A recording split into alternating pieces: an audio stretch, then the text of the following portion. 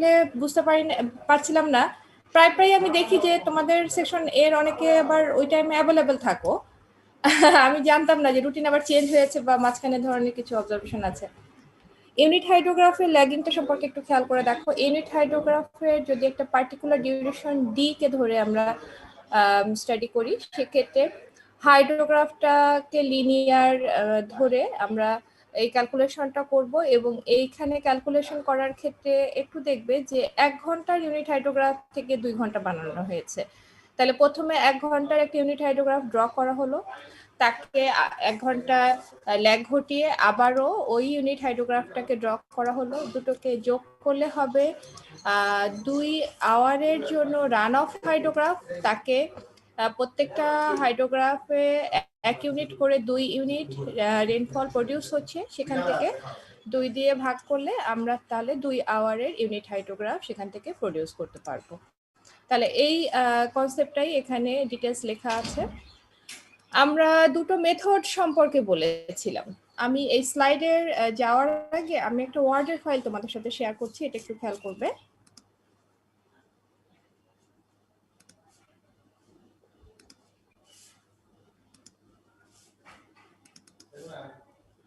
আমি যে ওয়ার্ডের ফাইলটা তোমাদেরকে দেখাচ্ছি, এটা একটু খেয়াল করে দেখো যে আমরা যখন দুটো সময়ের কথা বলেছিলাম, একটা হচ্ছে যে শর্ট ডিউরেশন ইউনিট হাইড্রোগ্রাফ থেকে লঙ্গার ডিউরেশনে আমরা যাব।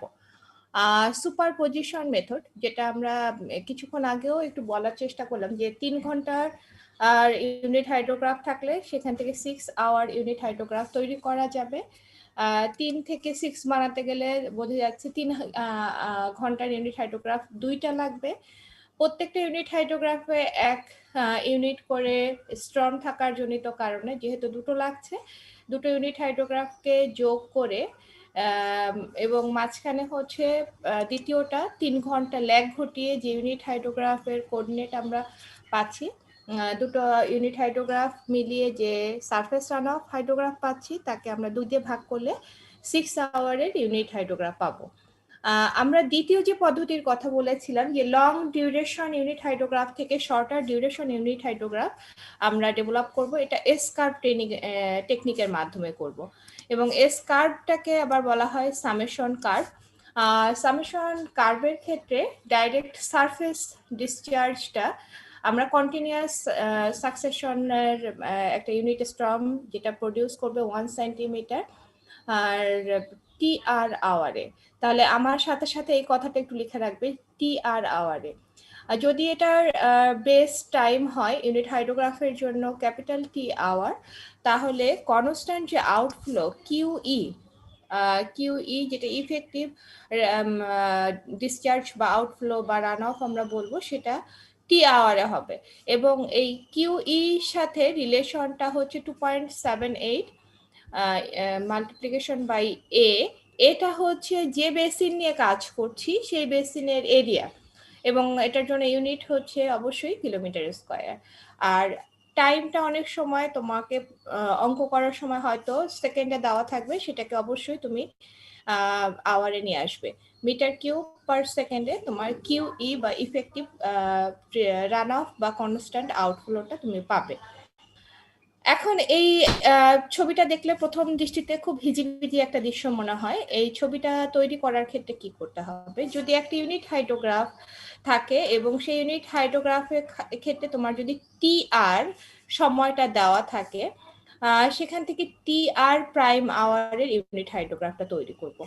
আমরা আসলে যখন শুরু করছি তখন আমাদের কাছে এই কনসেপ্টটা আছে যে যেটা বের করতে চাইবো সেটা টিআর থেকে বড় হবে অথবা টিআর এর সমতুল্য হতে হবে।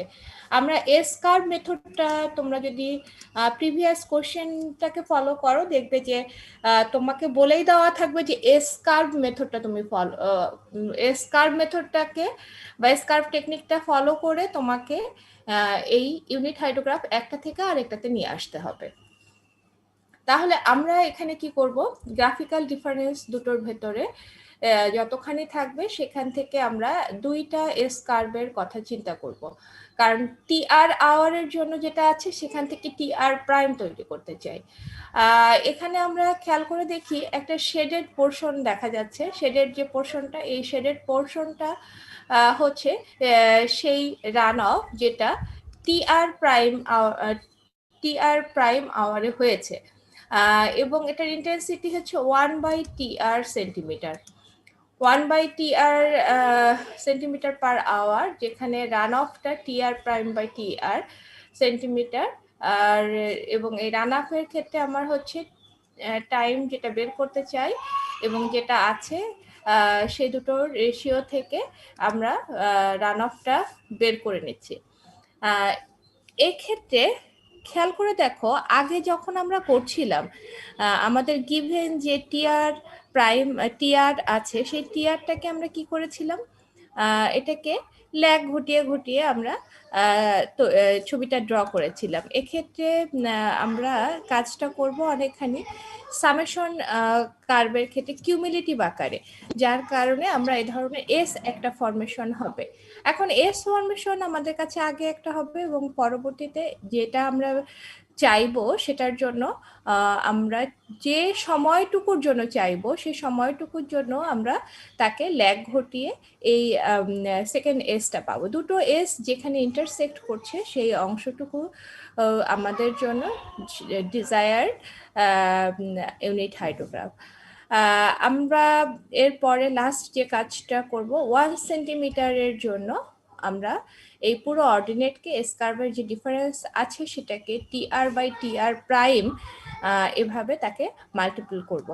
আমাদের যতগুলি কথা বলা হলো সেই কথাগুলোকে আমরা আরেকবার একটু দেখব, যে আমাদের কাছে যদি একটা এস কার্ভ ড্র করতে বলা হয় সেক্ষেত্রে আমরা দেখতে পাচ্ছি যে মাল্টিপ্লিকেশনগুলো মাধ্যমে এখানে সামেশনের মাধ্যমে একটা এস শেপ আমরা পাচ্ছি।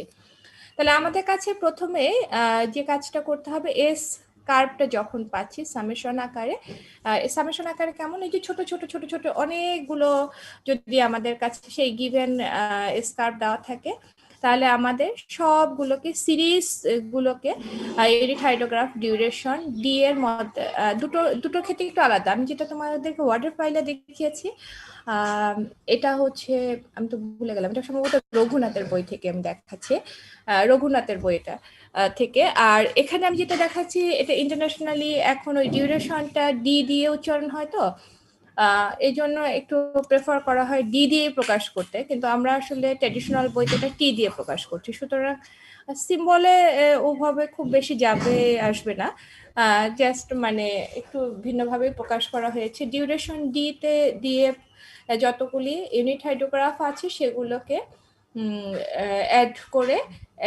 নিয়ে আমরা কন্টিনিউয়াস যে রেনফল এক্সেস বা এক্সেস রেনফল যেটা আমরা রান অফ বলবো, সেই রান অফকে 1/d দিয়ে ইঞ্চ পার আওয়ার দিয়ে ভাগ করে দিচ্ছি। তাহলে এখানে এস কার্ভকে সেই ডি প্রাইম আওয়ারে শিফট করা, যেটা আমরা আমাদের ডিজায়ার টাইপ, এবং এর অর্ডিনেটগুলোকে বিয়োগ করে দিয়ে যদি প্রথমটা থেকে দ্বিতীয়টাকে আমরা অর্ডিনেটটাকে বিয়োগ করে দেই, তাহলে দেখা যাবে আমাদের জন্য একটা অর্ডিনেট বের হবে, পিক শো করবে হাইড্রোগ্রাফটার, এবং সেই পিক থেকে আস্তে আস্তে সে জিরোতে মিট করবে।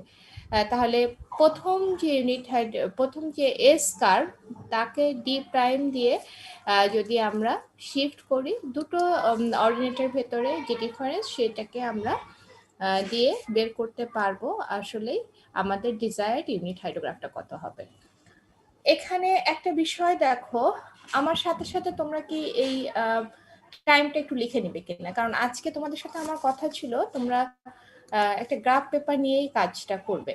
তাহলে তোমরা আমার সাথে সাথে একটু টাইমের এগেইনস্টে ডাটাগুলো লিখে নাও। 0 এর জন্য 0, 1 এর জন্য 75,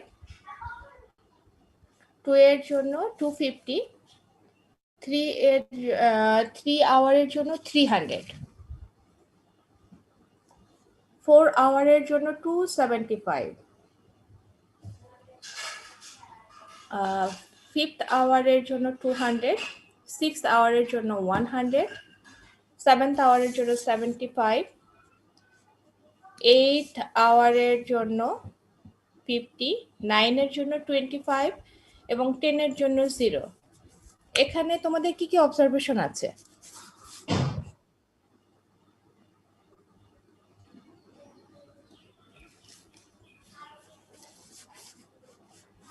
কারো কোনো অবজারভেশন নাই? আমরা বেশ কিছুদিন ধরে অঙ্ক করছিলাম ইউনিট হাইড্রোগ্রাফ রিলেটেড। এই যে কোশ্চেনে কি কারো কোনো অবজারভেশন নাই? ম্যাডাম আর কি মানে এটা 2 আওয়ার ইউনিট হাইড্রোগ্রাফ অর্ডিনেট দিচ্ছে, আবার টাইম গুলো আসলে 1 আওয়ার গ্যাপ করে দিচ্ছে। তো নরমালি আমরা 2 আওয়ার দেখি, তাই না? জি ম্যাডাম। আচ্ছা, এটা কি আমাদের জন্য কোনো সুবিধা হবে নাকি কোনো সমস্যা হবে? ম্যাডাম সুবিধাই হওয়ার কথা। আচ্ছা, কোন পয়েন্টে গিয়ে সুবিধা হবে বলো তো? কারণ আহ, আমরা হচ্ছে 2 আওয়ার থেকে 3 আওয়ারে যাব। জি ম্যাডাম, কারণ 2 আওয়ার থেকে আমরা যখন 4 আওয়ার যাব বা 6 আওয়ার যাব 8 আওয়ারে যাব তখন ম্যাডাম অর্ডিনেট গুলো 2 2 করে দিলে সুবিধা হইতো, বাট মানে আমরা যখন ইভেন জি ইভেন ম্যাডাম মাল্টিপ্লায়ার দিয়ে আমরা এটা কাজ করতে পারতাম। এখন আমাদের কাছে 1 আওয়ার একটা আছে, সুবিধা আছে। একটা সমস্যাও আছে, একটা সুবিধাও আছে, তাই না? একটা সমস্যা হচ্ছে যে আমাদের কাছে যদি 2 আওয়ার ইউনিট হাইড্রোগ্রাফ থাকতো, সেখান থেকে 3 আওয়ার ইউনিট হাইড্রোগ্রাফ, আমাদের যত পড়াশোনা কোনো জায়গায় কিন্তু এটা লেখা নাই যে আমরা এরকম ফ্র্যাকশন দিয়ে ক্যালকুলেট করতে পারবো।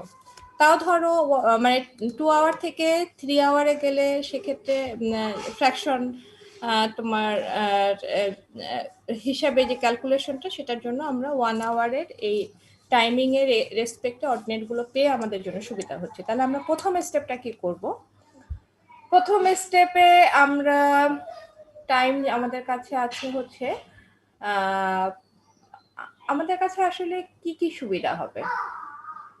আমরা কি 2 আওয়ার আর এটা যেতে যেতে এসকার্ভটা তৈরি করলে সুবিধা হবে, নাকি 1 আওয়ার ল্যাগ ঘটিয়ে সুবিধা হবে? তাহলে আমরা যে কাজটা করব, আমরা যেটা করছি যে 2 আওয়ারের যে অর্ডিনেট গুলো আছে, প্রথমে সেই 2 আওয়ার অর্ডিনেট গুলো 1 ঘন্টার রেসপেক্টে নিলাম, ঠিক আছে? এরপরে আমরা 2 আওয়ার এর যে ল্যাগিং গুলো, আমরা অর্ডিনেটের ল্যাগিংটা ঘটাচ্ছি হচ্ছে 2 ঘন্টা পর পর। প্রথমে 2 এর জন্য আমরা বসালাম, তারপরে 4 এর জন্য বসিয়েছি। তাহলে দেখা গেল যে আমরা ল্যাগিং ঘটাতে ঘটাতে এক পর্যায়ে দেখতে পাচ্ছি যে 0 আর 75 এটুকুই আমাদের হাতে আছে। আচ্ছা, এখন আমাদের মনে প্রশ্নটা হচ্ছে যে আমরা আসলে এই ল্যাগিং যে ঘটাচ্ছি, কতক্ষণ পর্যন্ত এই ল্যাগিংটা ঘটাবো? কারণ এটা তো এক পর্যায়ে 0 পর্যন্ত যাওয়াটা সহজ হয়েছে আমাদের, 10-12টা ডেটা এখানে আছে, কিন্তু সবসময় তো এরকম থাকে না, আরো বেশি ডাটা থাকে। আমরা একই সাথে যেহেতু এটা সামেশন কার্ভ, তাহলে 0 0 অ্যাড করে সাম আপ করছি। 75 আমাদের কাছে নেক্সট সামেশন ভ্যালু, তারপরে হচ্ছে যোগফলটা 375, তারপরে 520, 5 এরকম করতে করতে খেয়াল করে দেখো আমরা কিন্তু এস ফরমেশনের জন্য 675, এটা হচ্ছে আমার টোটাল ভ্যালুটা, তাই না? 675 টোটাল যে ভ্যালুটা, এই সামেশন করতে করতে লাস্টের যে ভ্যালুটা, এখন তুমি যদি গ্রাফে ড্র করো তাহলে আসল ভিউটা তুমি পাবে যে লাস্টে গিয়ে ছবিটা দেখতে এরকম হবে। আর নিচে আমরা যে ভ্যালুগুলো নিয়ে ড্র করছিলাম, কেউ কেউ চাইলে গ্রাফিক্যালিও এই ছবিটা ড্র করতে পারো। গ্রাফিক্যালি ছবিটা ড্র করলে তার চেহারাটা যে 2 ঘন্টা পর পর আমাদের কাছে যে অর্ডিনেটগুলো আছে সেটা দিয়ে আমরা ড্র করছি। আসলে এই যে 2 ঘন্টা ল্যাগিং ঘটাচ্ছি, আমাদের টোটাল ল্যাগিং এর কারণ হচ্ছে আমরা এই এস কার্ভটাকে প্রডিউস করতে চাই, ঠিক আছে?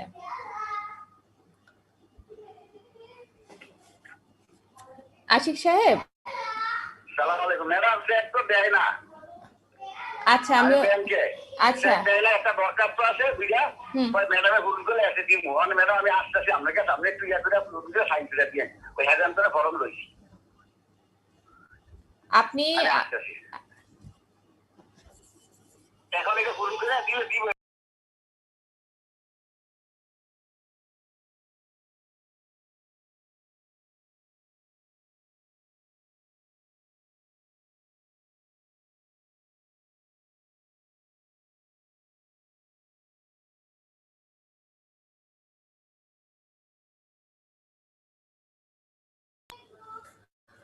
তাহলে আমরা এখানে 2 ঘন্টা ল্যাগ ঘটিয়ে ছবিটার থেকে এস কার্ভ করলাম। আমাদের পরবর্তী স্টেপটা কি? পরবর্তী স্টেপটা আমরা আসলে কয় ঘন্টার ল্যাগিং, কয় ঘন্টার ইউনিট হাইড্রোগ্রাফ চাই? আমরা আসলে 3 ঘন্টার ইউনিট হাইড্রোগ্রাফ চাই, তাই না? তাহলে 3 ঘন্টার ইউনিট হাইড্রোগ্রাফের ক্ষেত্রে আমরা এখন আমাদের কাছে এস কার্ভের যে অর্ডিনেট গুলো আছে, সেই এস কার্ভের অর্ডিনেট 0 থেকে 11 পর্যন্ত সব কয়টা অর্ডিনেট আমরা এখানে প্লেস করছি। তাহলে এস কার্ভকে দ্বিতীয় যে ফেজটা, সেই দ্বিতীয় ফেজটা হচ্ছে ওই কার্ভটাকে আমরা 3 ঘন্টা ল্যাগ ঘটাবো। 3 ঘন্টা ল্যাগ ঘটিয়ে আমরা যে অর্ডিনেটটা পাবো, সেই অর্ডিনেটটাকে আমরা বের করব। এই মুহূর্তে আমি আসলে স্লাইড শেয়ারিংটা আর করবো না, আমি তোমাদের খাতায় দেখবো। যে তোমরা যদি চাও আমি ডাটা একবার দেখিয়েছি, ডাটার স্লাইডটা তোমরা দেখতে পারো। তোমাদের খাতায় এই এস কার্ভের এই অংশটুকু দেখতে চাই, ক্যালকুলেশনটা।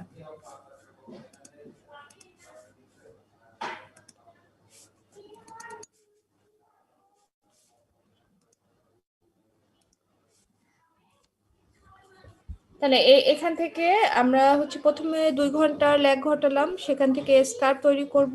এস কার্ভের যে ভ্যালুটা, যেহেতু আমরা 3 ঘন্টার অর্ডিনেট বের করতে চাই, সুতরাং এস কার্ভের অর্ডিনেট গুলোকে আমরা 3 ঘন্টার জন্য ল্যাগ ঘটিয়ে বের করতে চাই। সেই অংশটা তোমার খাতায় দেখতে চাই। ম্যাডাম তাহলে তো শুরু থেকেই করতে হবে একদম। শুরু থেকেই করো না? জি ম্যাডাম।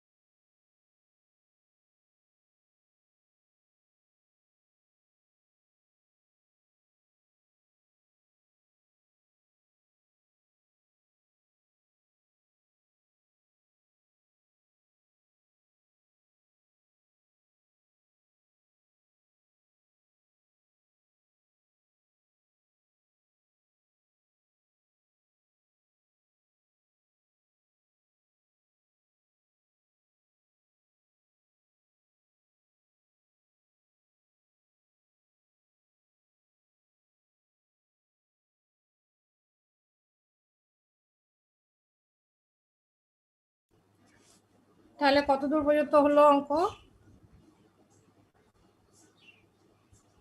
ম্যাডাম সাম বের করতেছি। আচ্ছা, সাম বের হচ্ছে।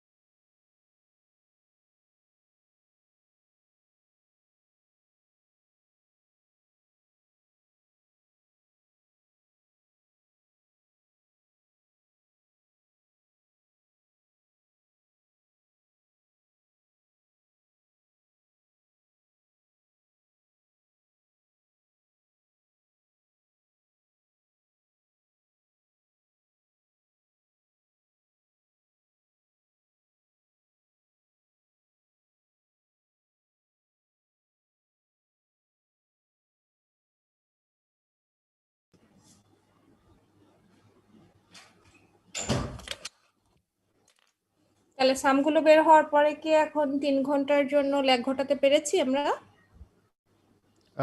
জি ম্যাডাম, ওই স্টেজে আসছে ম্যাডাম, 3 ঘন্টা ল্যাগ ঘটাচ্ছি। আচ্ছা, 3 ঘন্টার জন্য 4th আওয়ারে কত হয়েছে অর্ডিনেটটা? ম্যাডাম এটা কি এসকার্ভের অর্ডিনেট বলবো? হ্যাঁ, স্কার্পের 3 ঘন্টার জন্য এসকার্ভের অর্ডিনেট হচ্ছে 375 ম্যাম। স্কার্পের অর্ডিনেট ম্যাডাম 01 থেকে সিরিয়ালি বলবো? হ্যাঁ 01 থেকে বলো তো। 0, 75, 250। 0 আওয়ারের জন্য 75, 0 আওয়ারের জন্য 0, তাই 0 তো?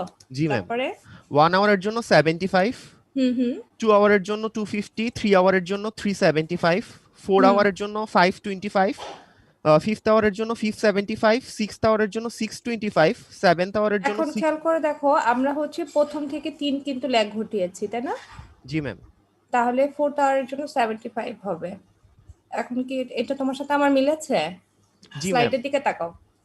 তাহলে প্রথম থেকে 3 ঘন্টাকে ল্যাগ ঘটিয়ে আমরা থার্ড যেটাকে 3 লেখা আছে 3 এগেইনস্ট থেকে আমরা 0 লিখলাম, ঠিক আছে? জি ম্যাম। তাহলে এখন দেখো এস কার্ভের অর্ডিনেট এবং এস কার্ভ যেটা ল্যাগ ঘটিয়ে 3 আওয়ারের জন্য হয়েছে, দুটোর যে ডিফারেন্স হচ্ছে সেই ডিফারেন্সের জন্য আমরা প্রথমটা থেকে দ্বিতীয়টাকে বিয়োগ করছি, ঠিক আছে?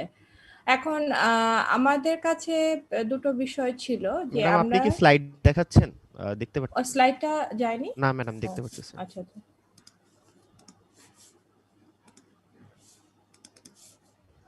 স্লাইডের ক্ষেত্রে দেখো যে দুটোর ভেতরে আমরা ডিফারেন্সটা বের করছি, দুটো ডিফারেন্স।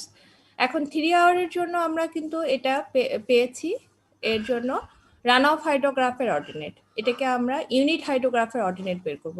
তাহলে এর সাথে আমার সেই ডি প্রাইম যেটা ডি প্রাইম বা টি আর প্রাইম সেটা হচ্ছে 3 আওয়ার, আর টি এর মান হচ্ছে 2, ঠিক আছে? তাহলে টি টি এর মান 2 এবং টি প্রাইম বা টি আর প্রাইমটা হচ্ছে 3। তাহলে 2 ডিভাইডেড বাই 3 করে আমরা 3 আওয়ারের ইউনিট হাইড্রোগ্রাফের অর্ডিনেট গুলোকে একদম ডান কর্নারে লিখলাম, এবং 3 আওয়ারের ইউনিট হাইড্রোগ্রাফের এই অর্ডিনেটটা যখন এস কার্ভের মেথডে তোমাদেরকে করতে বলা হয় তখন এই অংশটুকুকে ড্র করে দিতে হয়। তাহলে ড্র করলে কেমন হবে চেহারাটা? ড্র করলে দেখা যাবে যে নিচের যে ডিফারেন্স জনিত কারণে যে অংশটুকু আছে সেই অংশটুকুর প্রেক্ষিতে তুমি হচ্ছে একটা রান অফ হাইড্রোগ্রাফ পেলে, লাস্টলি হচ্ছে তোমাকে আরেকটা একদম ক্লিয়ার জায়গায় একটা ইউনিট হাইড্রোগ্রাফ ওই অর্ডিনেট দিয়ে ড্র করতে হয়। এখানে স্টেপ ওয়াইজ আরেকবার একটু বলে দেওয়া হয়েছে। এই স্লাইডটার পুরোটাই আমি তোমাদের কাছে দিব, তখন তোমরা একটুখানি স্টাডি করে নিবে। আমার কাছে যে জিনিসটা এখন খুব প্রয়োজনীয় মনে হয় সেটা হচ্ছে যে এই স্টেপ ওয়াইজ ছবিগুলো এঁকে দেখানো হয়েছে। আমরা যে প্রবলেমটা করছিলাম, একটা প্রবলেম করেছিলাম এখানে, খেয়াল করো এই প্রবলেমের আগে আরেকটা ছবি দিয়ে, এই যে 4 আওয়ার থেকে 12 আওয়ারের ইউনিট হাইড্রোগ্রাফ আমরা হচ্ছে সুপারপজিশন সিস্টেমে এই প্রবলেমটাকে সলভ করেছিলাম, তাই না?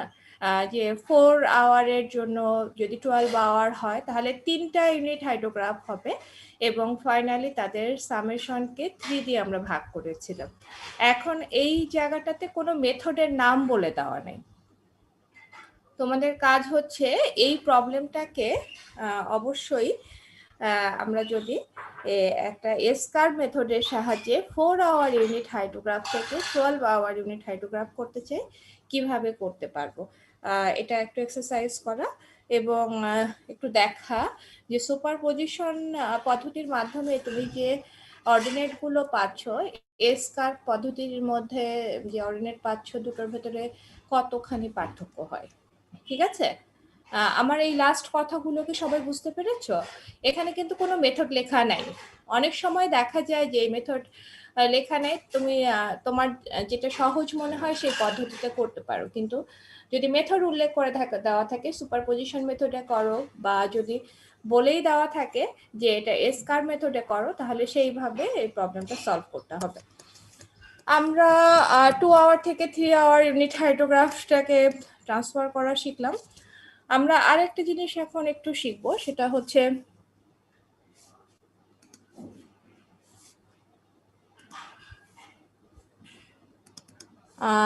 আমাদের খাতার ভিতরে লেখা থাকবে যে কোথায় কোথায় আমরা ইউনিট হাইড্রোগ্রাফকে ব্যবহার করতে পারি।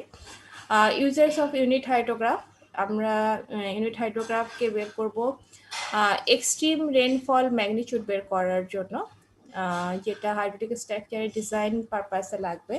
ফ্লাড ফ্লো রেকর্ডের ক্ষেত্রে, যেটা রেনফল রেকর্ডের উপরে বেস করে এটা আমরা কম্পিউট করব ইউনিট হাইড্রোগ্রাফের মাধ্যমে।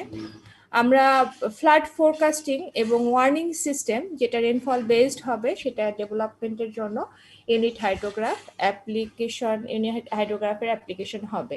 ইউনিট হাইড্রোগ্রাফ একটা নির্দিষ্ট পরিমাণে জায়গা ব্যতীত ব্যবহার করা যায় না। তোমার দায়িত্ব হচ্ছে সেই জায়গা কতটুকু সেটা একটু বের করে নেওয়া, ঠিক আছে? এটা কিন্তু আমি তোমাদেরকে যদি এখনকার সিস্টেম এভালুয়েশন হয় ভাইবাতে আমি জিজ্ঞাসা করব যে কতটুকু এরিয়ার বাইরে ইউনিট হাইড্রোগ্রাফ অ্যাপ্লাই করা যায় না। খাতার ভেতরে লিখবে synthetic unit hydrograph. Synthetic unit হাইড্রোগ্রাফের ক্ষেত্রে আমরা যে কাজটা করব যে সিনথেটিক ইউনিট হাইড্রোগ্রাফ কাকে বলে। সিনথেটিক ইউনিট হাইড্রোগ্রাফ কে আমরা এমন একটা জায়গায় অ্যাপ্লাই করব, যেমন ধরো আমাদের চুয়েট ক্যাম্পাসে সোনালী ব্যাংকের সামনে এবং নতুন ভিসি বিল্ডিং এর মাঝখানে, এই জায়গার ভিতরে কি কি আছে? অনেকদিন তোমরা ক্যাম্পাসে নেই, বলো তো কি কি আছে? সোনালী ব্যাংকের সামনে আর নতুন ভিসি বিল্ডিং এর সামনে। আমার তো মনে হয় তোমরা আসা অবধি এখানেই ভিসি বিল্ডিং দেখছো, তাই না? জি ম্যাডাম। তাহলে এই দুটোর মাঝখানে কি আছে? ম্যাডাম চুয়েট লেক আছে। লেক আর সোনালী ব্যাংকের সামনে মাঝখানে কি আছে? এখানে একটা আইল্যান্ডের মতো জায়গা আছে, ওখানে আমরা কখনো যাই না। ওখানে খুব হাই ভোল্টেজ ইলেকট্রিসিটি একটা পোল আছে, ঠিক না? এখন দেখো ওইরকম একটা জায়গা যদি হয়, রিমোট একটা প্লেস হয়, এবং তুমি চুয়েটের বাকি ল্যান্ডগুলো সম্পর্কে জানো, তাহলে রিমোট যে প্লেসটা আছে তার জন্য যদি কখনো হাইড্রোগ্রাফ তোমার ড্র করতে হয়, তার হাইড্রোলজিক্যাল এবং মেট্রোলজিক্যাল প্যারামিটার তোমার জানা আরেকটা জায়গার সাথে কম্পেয়ার করা যায়। তখন তোমার জানা জায়গার প্রেক্ষিতে তুমি একটা ইউনিট হাইড্রোগ্রাফ ডেভেলপ করা আছে, তার প্রেক্ষিতে ওই যে রিমোট প্লেস তার জন্য ইউনিট হাইড্রোগ্রাফ তৈরি করবে। সেই পদ্ধতিটাকেই বলা হয় সিনথেটিক ইউনিট হাইড্রোগ্রাফ প্রডিউস করার মেথড, বা সিনথেসাইজড একটা হাইড্রোগ্রাফ সিনথেসাইজড করা হয় আরেকটা ক্যাচমেন্ট থেকে।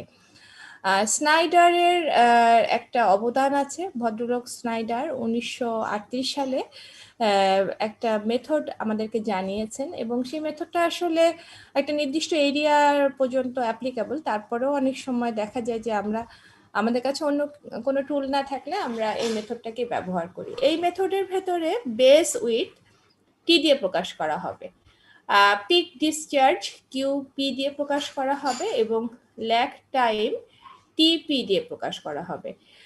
এখানে প্রপোজড যে এম্পেরিক্যাল ফর্মুলা আছে, সেই এম্পেরিক্যাল ফর্মুলার ভেতরে প্রথমে আমরা দেখব হচ্ছে ল্যাগ টাইম। ল্যাগ টাইম টিপি ইকুয়াল টু, খাতার ভেতরে ইকুয়েশনগুলো একটু লিখবে, আমরা এই ইকুয়েশনকে ব্যবহার করব কিন্তু।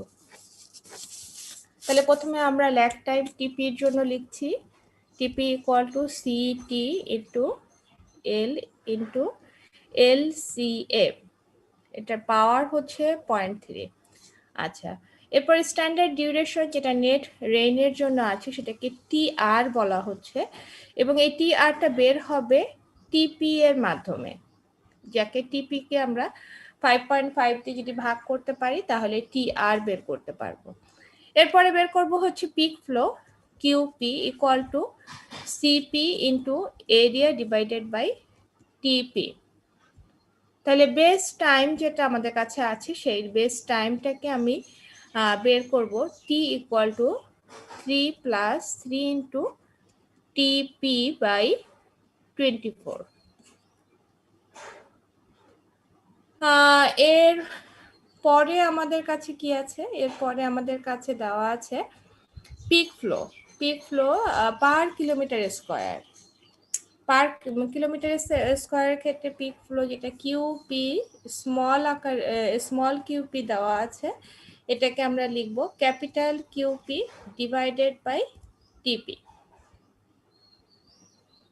ঠিক আছে, এই ইকুয়েশনের ভেতরে তুমি জানো না কাকে কাকে, দেখে আইডেন্টিফাই করো তো কোনটা কোনটা তুমি জানো না। এখানে কি সব কম্পোনেন্ট জানা আছে?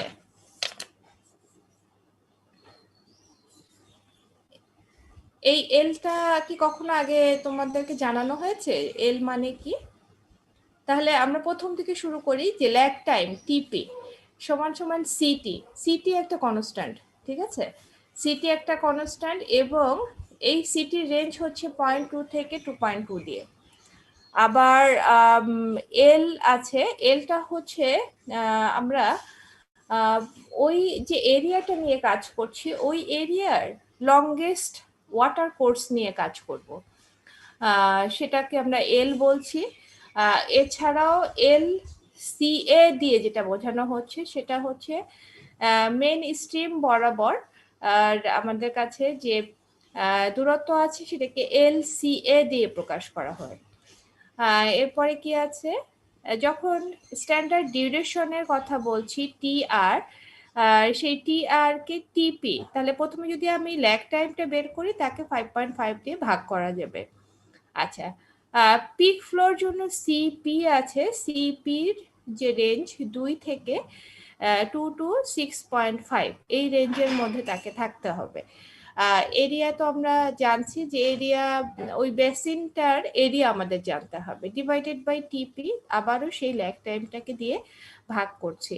তাহলে বাকি অংশগুলোতে আর কোনো কিছু আমাদের কাছে আননোন নাই। আমরা এই অংশটাকে ব্যবহার করে একটা প্রবলেম করতে চাই।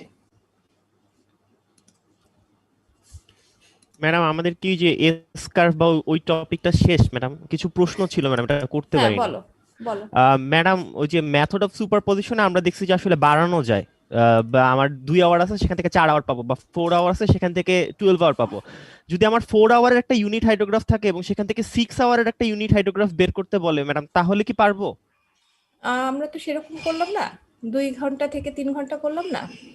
ম্যাডাম আমি মেথড অফ সুপারপজিশনের কথা বলতেছি, যে মানে মেথড অফ সুপারপজিশনেও করতে পারবে। যদি 4 আওয়ার থেকে 6 আওয়ার, হ্যাঁ পারা যাবে,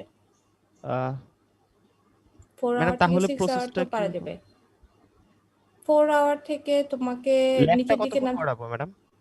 4 আওয়ার থেকে 6 আওয়ারের ক্ষেত্রে তোমাকে আসলে ওরা যেটা মানে এখনো পর্যন্ত বইগুলোতে যেটা করা হয় সেটা হচ্ছে 4 থেকে 6 আসলে দেওয়া নেই, 4 থেকে 2 তে দেওয়া আছে।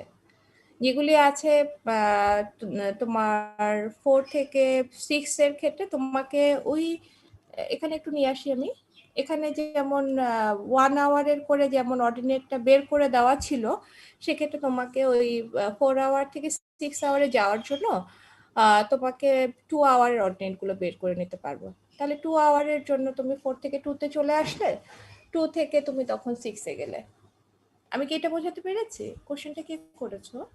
ম্যাডাম আমি আচ্ছা তুমি বললে তো আমি বুঝবো না। আচ্ছা সাফকাত, হ্যাঁ সাফকাত, এটাকে আমি বোঝাতে পেরেছি যে 4 আওয়ার থেকে 2 আওয়ারে কিভাবে নেমে আসবে। 4 আওয়ার থেকে তুমি তো ওই যে এটা তো মাল্টিপ্লিকেশন আছে, মাল্টিপ্লিকেশন ফ্যাক্টর বা 2 ভাগ যেটা আর কি বলে, তোমার জন্য বা এটা মানে আমার কাছে মনে হয় যে এটা ইজি একটা প্রসেস। হ্যাঁ, আমরা ওই ফ্র্যাকশনে যাওয়াটা আসলে সাধারণত হাইড্রোলজিতে এটাকে একটু ডিসকারেজ করে, কারণ হচ্ছে যে তোমার যদি কখনো যে 0.33 বা 33, যে আমি বলছি 100কে যদি 3 দিয়ে ভাগ করা হয়, এরকম একটা ঘটনা হয় না যে কতক্ষণ 0.33 কতবার 3 দিয়ে তুমি ওটাকে ভাগ করবে। হ্যাঁ, ওটাকে পূর্ণ সংখ্যাও করা যায় না। তো সেক্ষেত্রে তোমার কাছে যতখানি অপরচুনিটি আছে তুমি বেস্ট হচ্ছে যে ইভেন মাল্টিপ্লায়ারের মধ্যে দিয়ে যাওয়া। সেক্ষেত্রে 4 থেকে 6 এ যাওয়ার বিষয়টা সাধারণত আন্ডার গ্রাজুয়েট লেভেলে এটা এই প্রবলেমগুলো সলভ করতে দেয় না। যদি এটা করতে হয়, যদি তোমার প্র্যাকটিক্যাল ফিল্ডে করতে হয়, তখন সেক্ষেত্রে তোমাকে হচ্ছে ইভেন মাল্টিপ্লায়ার ধরে কাজ করাটা বেস্ট। প্র্যাকটিক্যাল ফিল্ডে গেলে তোমার আরো একটু সুবিধা আছে, বেশ অনেকগুলো টুল আছে, সেই টুলগুলোকে ব্যবহার করতে পারো। আর ম্যাডাম আরেকটা প্রশ্ন ছিল, হুম। জি ম্যাডাম, আমরা যখন স্কার্ফ বললাম, তো স্কার্ফে দেখলাম যে সেটা আসলে 2 আওয়ার থেকে 4 আওয়ার বা 6 আওয়ার না ম্যাডাম, এটা আসলে কমানো যায়। তো ম্যাডাম আমরা যখন 2 আওয়ার ইউনিট হাইড্রোগ্রাফ থেকে 1 আওয়ার ইউনিট হাইড্রোগ্রাফ যাবো, তখন কি ম্যাডাম ল্যাগটা 1 আওয়ার ঘটাবো এরকম? হ্যাঁ, একটা 1 আওয়ার ঘটাবে, কিন্তু তোমার আহ, ক্ষেত্রে মাঝখানে অর্ডিনেট গুলো দরকার হবে। ল্যাগটা তুমি আসলে যখন 1 আওয়ার ঘটাবে তখন তোমার জন্য একদম সিরিজ ধরে 1 আওয়ারের জন্য এটা দেওয়া দরকার, তো অর্ডিনেট গুলো থাকতে হবে। তো 2 আওয়ার জি ম্যাডাম, এই থাকলে প্রশ্নের মতো। তো অর্ডিনেট তো তুমি বের করতে পারবে না। তাহলে তোমার যদি এটা এক্সেলে আঁকো আর যেভাবে ড্র করো না কেন, 1 আওয়ার অর্ডিনেট তোমার কাছে থাকতে হবে আর কি। জি ম্যাডাম, বুঝতে পারছি। আর সেক্ষেত্রে তুমি দুটো পদ্ধতি নিতে পারো। একটা হতে পারে যে তুমি যদি এক্সেলে কাজ করো, ওইটা আমরা ইন্টারপোলেশন করে মাঝখানে ভ্যালুগুলো নিতে পারি। আর গ্রাফিক হলে তো তুমি গ্রাফ থেকে রিড আউট করে নিতে পারছো। আর কি কোনো কোশ্চেন আছে? আর কি কারো কোনো কোশ্চেন আছে স্কার্প বিষয়ে? আর ম্যাডাম ওই যে আরেকটা ম্যাডাম ওই ইকুয়েশন দেখাইছিলেন 2.78 সামথিং ম্যাডাম, ওইটা আসলে কিভাবে আসলো ম্যাডাম, এটা বুঝি নাই। ওইটা তোমার এটা একটা থাম্ব রুল। কোথায় দেখিয়েছি? ফার্স্টের এটা দিকে কোথাও দেখাইছেন ম্যাডাম? আচ্ছা, ওই পর্যন্ত ওইটার এখন অ্যাপ্লিকেশন আমরা করিনি, ওইটা অ্যাপ্লিকেশন এখন করব। যে 2.78 এর সাথে যেটা, ওটা আমরা অ্যাপ্লিকেশন এখন করব, সিনথেটিক ইউনিট হাইড্রোগ্রাফি করব। আমাদের এখানে প্রয়োজন হয়নি। আমি দেখিয়েছিলাম তোমাদেরকে যখন ওই যে আমি কিন্তু শীট চেঞ্জ করেছি, তোমরা কি এটা ফলো করতে পারছো? আচ্ছা, এটা এখন মনে হয় ফলো করতে পারবে। আমি যে ওয়ার্ডের ফাইলটায় এসেছি, যে কনস্ট্যান্ট যে আউটফ্লো, এখন দেখো আমাদের কিন্তু আমরা ওই অংশটা থেকে সরে এসেছি। একটা সময় আমরা এই জিনিসগুলো ফেস করেছিলাম না, যে আমাদেরকে ডাইরেক্ট রান অফ অর্ডিনেট থেকে বেস ফ্লো সেপারেশন করার বিষয় ছিল, টোটাল রান অফ অর্ডিনেট থেকে বেস ফ্লো সেপারেশন করার বিষয় ছিল। সেই কনস্ট্যান্ট ফ্লোর এই কথাবার্তাগুলো আমাদের কিন্তু এখনকার যে ডাটাগুলো আছে এই ডাটাগুলোতে অ্যাপ্লাই করা হয়নি। ঠিক আছে, এই ডাটাগুলোতে অ্যাপ্লাই করা হয়নি। আমাদের ওই ধরনের কোনো প্রবলেম যদি কখনো ফেস করতে হয়, তখনকার সময় এই কনস্ট্যান্ট আউটফ্লোর এই ইনফরমেশনগুলো তখন আমরা অ্যাপ্লাই করব। এখানে দেখো কোথাও আমরা কিগুলো অ্যাপ্লাই করি নাই, তো কোথাও করিনি। শুধুমাত্র তোমাদেরকে এই এখানে ইনফরমেশনটা বলে দেওয়া আছে যে ওই যে পিক যেখানে হয়েছে এস কার্ভের এখানে যদি তুমি এরিয়া বেসিন এরিয়া, কারণ আমরা লেটেস্ট যে প্রবলেমটা করলাম 1 ঘন্টা ডিউরেশনে 2 আওয়ার ইউনিট হাইড্রোগ্রাফের অর্ডিনেট দেওয়া ছিল, আর 3 আওয়ারের ইউনিট হাইড্রোগ্রাফ সেখান থেকে ডেভেলপ করতে বলা হয়েছে। এখানে কিন্তু কোনো জায়গায় তুমি জানো না, বেসিনের এরিয়া জানো না। বেসিনের এরিয়া জানো না বলে কনস্ট্যান্ট আউটফ্লোটা ক্যালকুলেট করার জন্য বেসিনের এরিয়াটা তোমার জানা প্রয়োজন। না জানলে তো তুমি এই প্রবলেম থেকে কনস্ট্যান্ট আউটফ্লো ভ্যালুটা বের করতে পারবে না। তবে এখানে একটু খেয়াল রেখো, অনেক সময় কিন্তু তুমি যেগুলো শিখছো কিছু এক্সট্রা ভ্যালু দেওয়া থাকে। এক্সট্রা ভ্যালুগুলোর ভেতরে যদি বেসিনের এরিয়া জানা থাকে, তখন তোমার জন্য এটা বের করা সহজ হবে। ওই যে আমি বলছিলাম না, যে ল্যাগ ঘটাতে ঘটাতে আসলে কতক্ষণ ধরে তুমি ল্যাগ ঘটাবে। সেক্ষেত্রে তোমার জন্য একটা গাইডেন্স হচ্ছে যে কনস্ট্যান্ট আউটফ্লোর পরিমাণ। আমরা লাস্ট প্রবলেমে কত করলাম? সাবখাতের খাতায় কি এটা করা আছে? লাস্ট প্রবলেমে ওই যে কোথায় গিয়ে কনস্ট্যান্ট হলো 675 এ ম্যাডাম এটা 9th আওয়ারে গিয়ে ম্যাডাম দুইটা 675 পাওয়া গেছে। 674 না 675? 75 ম্যাডাম। 675 এ পেলাম, তাই না? এই যে কনস্ট্যান্ট যে আউটফ্লোটা, এই পরিমাণটা জানার জন্য তোমাকে অবশ্যই বেসিনের এরিয়াটা জানতে হবে।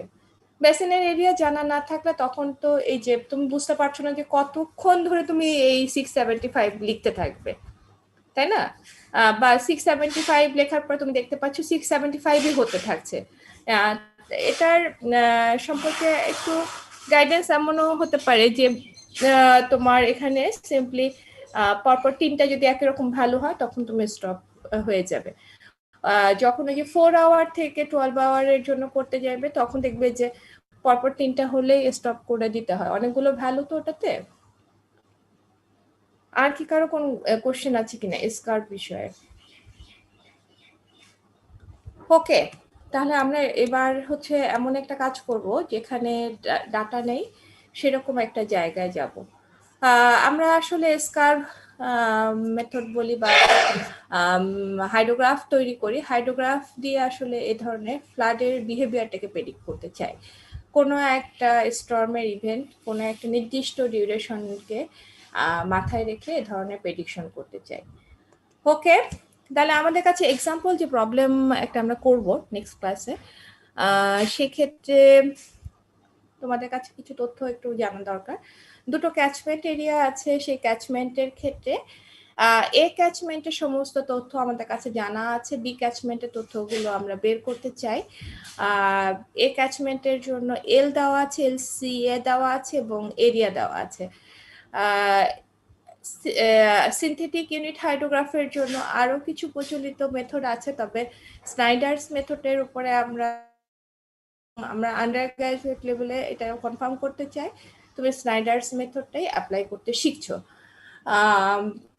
পরবর্তীতে খুব চমৎকার কিছু মেথড তুমি দেখতে পারবে, যেটা আসলে আমরা এখনো টেক্সট বইতেও অতখানি আনি না। তার ভিতরে একটা হচ্ছে যে ল্যান্ড ইউজের উপরে ভিত্তি করে তোমার কার্ভ নাম্বারের উপরে রিলেট করে খুব চমৎকার কিছু মেথড আছে। আমরা ক্যাচমেন্টের এরিয়া, ক্যাচমেন্ট এর জন্য একটা ইউনিট হাইড্রোগ্রাফ আছে 2 আওয়ার ইউনিট হাইড্রোগ্রাফ, যেটা থেকে দেখা গেছে peak discharge 30 metre cube per second.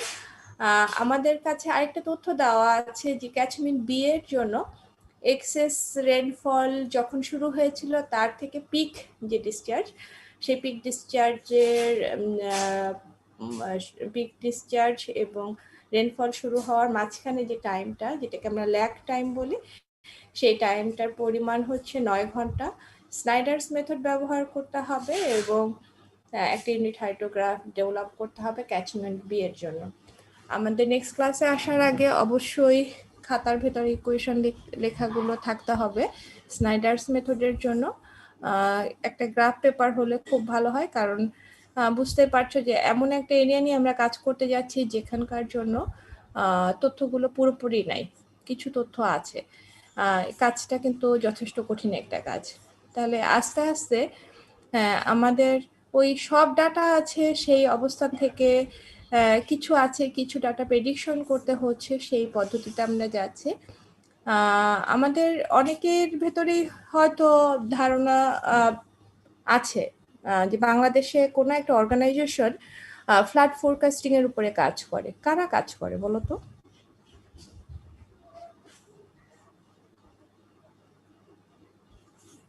আমি তো ভাবতাম যে তোমরা জানো কারা কাজ করে।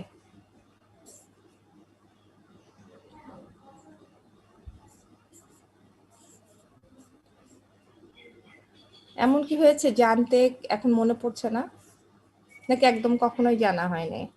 ম্যাডাম ওয়াটার ডেভেলপমেন্ট বোর্ড নাকি? ওরা করতে পারে? ম্যাডাম মনে হইলো, আমি শিওর না। আর কারো কি এরকম কিছু মনে হয়?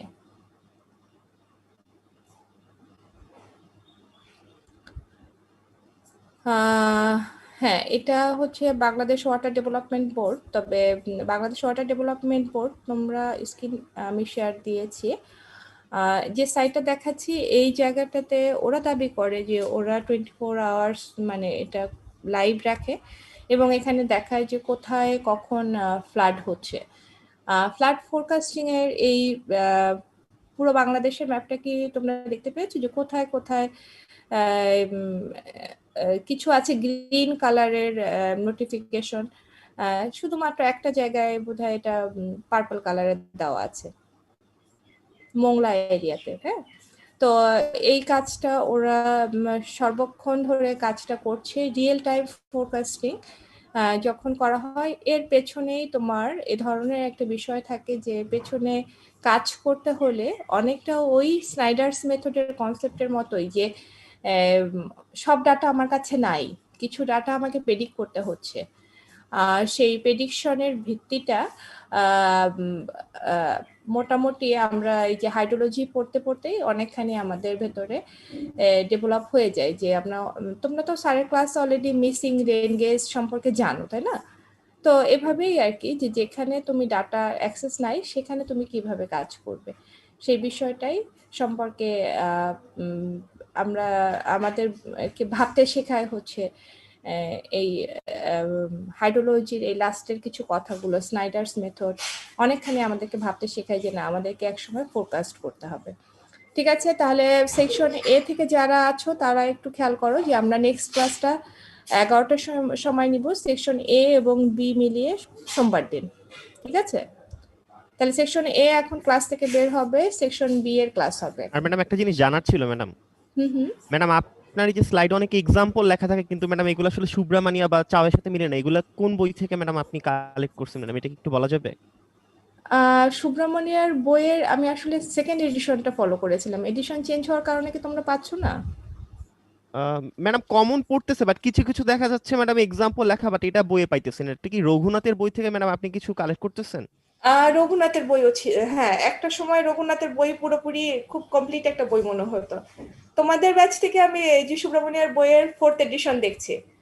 আমি মনে হয় নেক্সট ব্যাচ থেকে ওদেরকে 4th এডিশন থেকে পড়াবো। রঘুনাথের বই আর তো ডেভেলপ হয়নি। কিন্তু এমনি কি বুঝতে কোনো সমস্যা হচ্ছে? প্রবলেমের থিম তো বোঝা যাচ্ছে নাকি? না ম্যাডাম, জি ম্যাডাম বুঝা যাচ্ছে। আচ্ছা, এরপর অ্যাসাইনমেন্টে আরো কঠিন কোশ্চেন করতে হবে আমাকে। কঠিন কোনো বই থাকলে আমাকে সন্ধান দিও তো। আর ম্যাডাম আমাদেরও তো কিছু সমস্যা ছিল, তাহলে ম্যাডাম সেগুলো একটু ক্লিয়ার করে তারপর ম্যাডাম। আচ্ছা ঠিক আছে, ওকে। হ্যাঁ, তাহলে সেকশন বি এর ক্লাস শুরু হবে, সেকশন এ থেকে তোমরা এখান থেকে তাহলে বসে ক্লাস করা যাবে, সমস্যা নেই।